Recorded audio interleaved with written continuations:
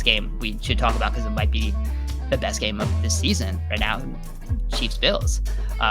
Like, this is kind of one of those matchups that sparked everything, right? Like, there were teams that beforehand were playing the Chiefs with some too high. Like, it went back to like the first game of the 2019 season when Houston was actually doing it, and Patrick Mahomes had his lowest ADOT and quickest time to throw. Like, I wrote about that like right after it happened. And that was kind of like the first thing, but like we really started to see this when these two teams played each other, and then the Bills were, we're going to play too high. We're not going to blitz. We're going to let you just kind of do whatever you want, like in the short area of the field. Like, go ahead, Patrick Mahomes, please throw to the short area of the field. We're okay with you doing that as long as you don't throw bananas passes over our heads. We're going to do everything we can to stop it. And that's kind of really like what put this entire defensive revolution a little bit. And also, you know, the Fangio stuff going on with, you know, the Rams and Brandon Staley and all that, and all of those things eventually coming together. But we've seen this game have, you know, defensive strategy like that. We've also seen in the past, in the last playoff game, these two teams just throwing haymakers for, you know, extending into overtime, and just that every time these teams touch the ball, that somebody was going to score. So I'm very excited to see what, you know, we see from each side coming into this matchup. Yeah, I mean, this is the game everyone is kind of looking at, and the fact that it's not, you know, it's not a primetime game, you know, it's just on that 4 o'clock, you know, that 4 p.m. slate, like it's just going to dominate the afternoon. Oh yeah. Everyone's going to be on this game. And for good reason. You know, obviously the last time these two teams played, it was arguably like one of the best football games we all got to watch, right? Like at least like the last like 4 minutes of that game were just absolutely bonkers. And that was like the reality. Like if you're an NFL fan too, like if you're a fan of an NFL team and you watch like what Josh Allen and Patrick Mahomes did in the final 3 minutes of that game, like it really was a separator of like, if we don't have a guy like that, how are we supposed to win? Like, how are we supposed to beat that? Like, you know, and I think that a lot of NFL teams have really operated under that capacity as well. And we're not seeing teams kind of stick with like the purgatory quarterback as much as like they would have in years past, right? So, I mean, those guys were just so electric, and we're all going to be kind of wanting to run that back again. I don't know if we're going to quite get there. I don't want to say we won't get there. I'm looking forward to it. But, you know, anytime we're selling the hype, you know, we don't often get there. When these teams played in the regular season last year, it was not that entertaining of a game. You know, where the Bills kind of just handled the Chiefs. Yeah. I'm curious to see, because that's where I'm the most, I don't, concern's not the word I want to use, but the Chiefs still at this point in the season, I'm not worried from a top-down stance. Like I know they're going to have a lot of wins. They're going to be in the playoffs. They're going to be one of the teams fighting to go to the Super Bowl for the AFC. But something when I watch the Chiefs just doesn't feel like right. It doesn't feel good. Like, and it probably centers around these wide receivers, to be honest. Like it just really comes back to it. Like it just feels like the Chiefs have to have like 10 play drives to score now. And that doesn't feel like the Chiefs that I know, right? Like and Mahomes is plenty good enough. He doesn't turn the ball over a lot. They can still, with Andy Reid and their play calling, like they can still get down the field. But like it does feel like this team has to just like more meander down the field than in years past. And obviously that should be expected inherently, losing a guy like Tyreek Hill. But the Bills, I know, can score in like 3 plays. And they could do it against the Chiefs. So I'm curious to see like how that element plays up here, because the Bills have structurally built their defense to not give up any big plays. So I'm curious how that marriage works out. Absolutely. So it's really interesting for how different these offenses are right now. Like you said, so Josh Allen and Patrick Mahomes tied in EPA per dropback, right? They're both leading the league. And just the way they've gotten there is interesting because, like you said, it just has been so different. And when we look at the Chiefs, so we can start there, like it is kind of all about these wide receivers. There's just, I feel like we say this for so many teams, but the juice is just not there at receiver to make anything happen down the field. And even like in the short area, it's been fine, right? So there have been 94 wide receivers with 75 routes run this year. Mm-hmm. The highest receiver on the Chiefs in yards per route run in that group is Juju at 48. Um, Marquez Valdez-Scantling ranks 51st. McCole Hardman is 64th. So those are all the bottom, like near third percentile guys that the Chiefs have right now. And it's just like there's really no explosion. They can work their way down the field, like which is fine. But the other thing is Mahomes is relying on obviously Travis Kelsey more. I mean the Travis Kelsey stat line of like 25 yards, 4 touchdowns is amazing. But just in terms of how they have to get the ball down the field, so Mahomes is only throwing to wide receivers a little over 50% of his passes this year. That's 28th in the league. So they're just like barely relying on these wide receivers because they really can't. They have to use Travis Kelsey. They have to use some of these other tight ends. They're using a lot more 12 personnel. They're not spreading out quite as much. They have to try to use their running backs in the passing game a little bit more, which is it's a much different way than I think we've seen the Chiefs have to manufacture offense before, and they're doing well with it. But yeah, like you said, it looks a little off because we've seen so many better iterations of what the Chiefs are doing. It's still very effective. They're still scoring points. They're still pushing the ball. They're still driving the ball down the field. They're not generating as many explosive plays. But I think they're doing a good way in adapting to what they currently have. But yeah, just like you said, it's not always the most exciting outside of, Patrick Mahomes making some crazy things happen. It's just, in structure, it's not the explosive type of thing that we've seen, which I think is going to play a little bit because the Bills don't want that explosive thing, right? They are going to allow you to have those maybe 10 play drives if you are able to sustain it. So I think we're kind of seeing a Chiefs offense that somewhat is playing into how the Bills are asking them to play. So I think in a way, like they have the ability to do that because they're not trying to generate those explosive plays, which is what the Bills are trying to stop anyway. Yeah, that's what's going to be fun to watch here. Because last year when the Chiefs that got there though on the Bills, they got those big plays. You think about like the McCole Hardman run, the Tyreek catch and run. Yeah, that's what I'm curious to see. Because I mean, I guess that's in a roundabout way. I'm just trying to get to the point where I just think the Bills are actually better than the Chiefs, and that this line is warranted. But I mean, it is the first time Mahomes has been a home underdog. And it hasn't been a good bet to bet against him there. He's undefeated, against the spread as an underdog. So I don't feel comfortable about it. But when I look at it objectively from the top down, I do feel better about the Bills, especially in this particular matchup. I mean, this Chiefs defense has not been good against the pass. They kind of got by being okay against the run, but it's just because teams weren't able to run on them, right? Like they passed teams out of the run, and they're facing so many pass attempts that you really didn't get a sample of teams getting to run the football on them. And we saw the Raiders kind of, show like, hey, you can run on these guys still. And then, man, I just feel like that when I look at it from an objective stance from the Bills side, like how do the Chiefs slow the Bills down? Like where is the angle where they slow them down? And it's hard for me to find one. Yeah, so it's really interesting there because like Patrick Mahomes is certainly the do not blitz, and the Bills aren't going to because they don't blitz in general. So they obviously aren't going to do that. But the Chiefs have been they are like 16th in blitz rate.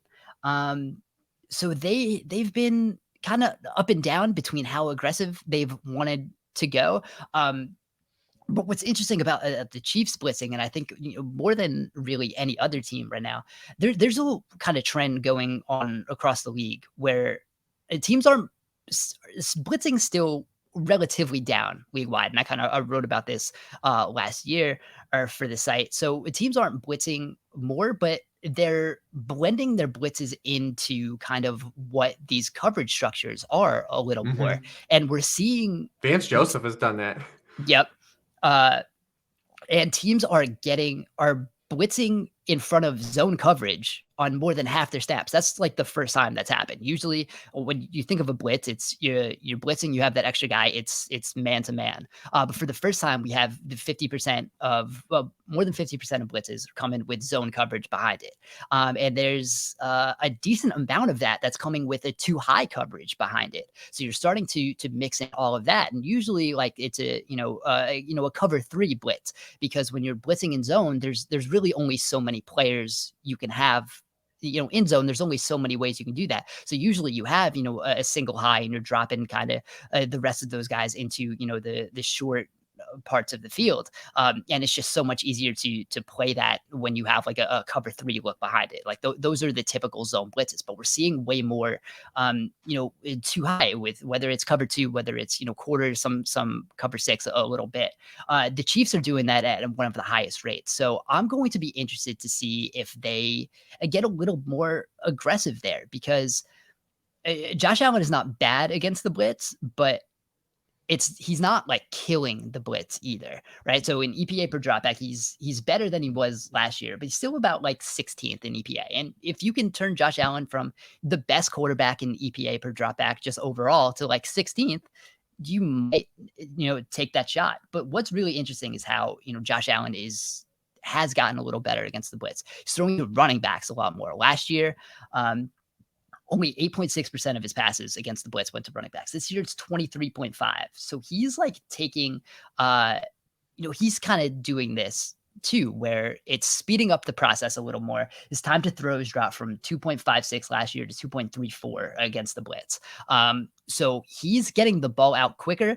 But again, if you're the Chiefs, I think you'd probably rather him get the ball out quickly to these running backs.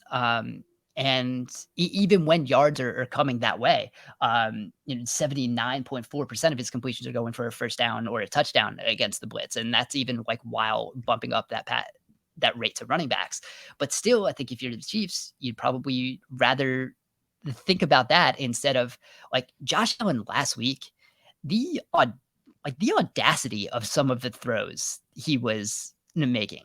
That first touchdown to Gabriel Davis, the one that goes for 98 yards, like no one throws that. I think I looked up the stats for 3rd and 10 on your own 2-yard 3rd line. and 10 from the own 2. I think the second highest, that throw had a 36 or 38 yard ADOT. It traveled like 36 yards. Like the highest I found after that was like 7 yards. Like no one throws that. And then some of the other things, there was like one post I put in the 1st and 10. I tweeted it afterward. There was a throw to Khalil Shakir where it's just like a post he's just the window to hit between like 3 defenders. He was just absolutely insane. So if you're the Chiefs, I think you maybe ramp up that pressure a little bit, try to get that ball out a little quicker, because you don't want Josh Allen making the type of like Patrick Mahomes like throws that he really started to make last week and really turned it on. Yeah, but if Josh Allen throws an interception on that pass, the casual football fan is out here throwing their arms in the air, and this is why you don't do that. This is why you don't go for the win. We had another week of that to live through last week. But listen, that's what fortune favors the bold. All of those famous quotes. But I mean, when you have the Bills try to win games, like that's the other factor, and like. It's refreshing to see, even though it was a tough week for try to win the football game Twitter last weekend. The Chargers got out of there, but like we had the Raiders on Monday night. We had someone else go for 2 down 14, and like people lose their mind for like the 300th time that's happened in the last 3 years. But yeah, good on the Bills. And Josh Allen left some throws on the field. I mean, he had Quentin Morris for a touchdown that he left short. Stephon Diggs had an out route where he put someone in the shadow realm, and Josh Allen sailed it. We talked about this with Josh Allen last year. Like Josh Allen still has like plays he leaves on the field, but the upside plays that he brings are on such a high level of upside versus other quarterbacks that it just negates. Like and the downside plays this year they're just misses, right? They're Yes. not bad mistakes, which they were last He's year. not lateraling it We behind talked his about head. it. We talked about it a bunch. There were some bad sacks, there were some bad interceptions, and that it took you like a very high variance.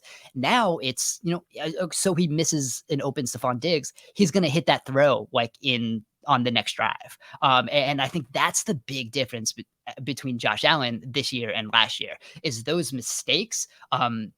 They're nowhere near as bad as they were. Like they're just misses, and you can live with those because he's going to hit that throw again eventually. Last year he was making the mistakes where some of those misses were turning into some bad interceptions, taking some bad sacks or some bad turnovers. Yeah, that's a completely different Josh Allen right now. And then to add some of these banana throws that he's making now and really push last week against Pittsburgh. Like, and we talked about it earlier in the year. There was a lot of, he's playing in structure, he's getting the ball out quickly. They're kind of dinking and dunking. But if they can marry that with whatever he was doing against the Steelers, I feel like he was using Pittsburgh as the warm up.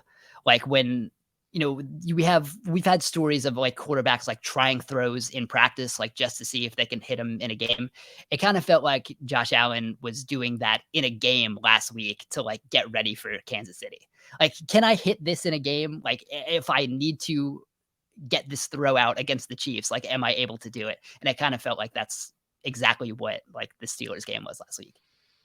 And we talk about just the guys the Bills pull off, because when you look at it from like a star stance, the one hurdle I have with the Chiefs is like, well, where are the stars after Travis Kelce? And the Bills have that kind of same dilemma when you look at it from top down. You're like, they have a true star in Stephon Diggs, but I wouldn't really label any of the other guys that they have like true stars, but they get so much more out of these guys. Like they're able to just plug in Khalil Shakur, a guy that we've talked about multiple times in this podcast, and immediately get something out of him, right? Quentin Morris has to play for Dawson Knox and looks the part. He's all and like these guys outside of Travis Kelce for the Chiefs, like it's been such a struggle to get anything out of these players. Obviously, it's been 4 years running for Mecole Hardman, but Marcus Valdes-Scantling's like not really playing the type of role that like suits like his strengths. Juju's getting targets and like he's working underneath, but like Juju is like the oldest 25-year-old in the NFL. Like he has no explosion like with the football in his hands anymore. But like the Bills are just able to plug in all these guys, and get production, through all these guys, whether it be Devin Singletary, whether it be Isaiah McKenzie, whether it be Khalil Shakur or Quentin Morris. And that's why it's hard for me to say like, oh, this line is wrong. The just Chiefs are at home and their dogs just immediately go to them. But like it objectively looks like it makes a lot of sense to me that the Bills are favored here. Yeah, and that was one of the things that really stood out to me in the Pittsburgh game. And I think I, noticed that wrote about that in First and 10 when I was writing up that game is like they are on. Like you have not only like McKenzie out, you have Jameson Crowder out. So as much as we do like Khalil Shakir, like this is a fifth round rookie, making his first extended playing time, and like they just have design plays for him, and it's just like filling in like like a McKenzie was already in there, and I think like that's really been one of the biggest differences, and just the way they're using guys. There was one play where they hit Shakir on a crosser. They had a trips look, and it was Stephon Diggs, Gabe Davis, and McKenzie, Shakir were all on the same side. Diggs and Davis run vertical, and that's where the two safeties are. So down the field, they have Pittsburgh kept their safeties over there, so they had about 4-on-2. And then it's just a 1-on-1 with Shakir on a crosser. And like that's the exact type of advantage like you want to like scheme open. So like the Bills are just they're running on all cylinders right now, and it's really fun to watch. And like I said, like with plug and play guys, like that's probably an Isaiah McKenzie play. The fact that Shakir can just go in there and do that exact same thing, like it's for the Bills. It's just I feel like it's going to be real hard to stop. So as we like get back into like how this game's going to play out, the Chiefs probably have to find a little bit of explosion here because it just feels like it's going to be so hard to slow the Bills down. Yeah, and that's where I just keep coming back to from a top down stance. But I hope that isn't the last time we see these two teams play again.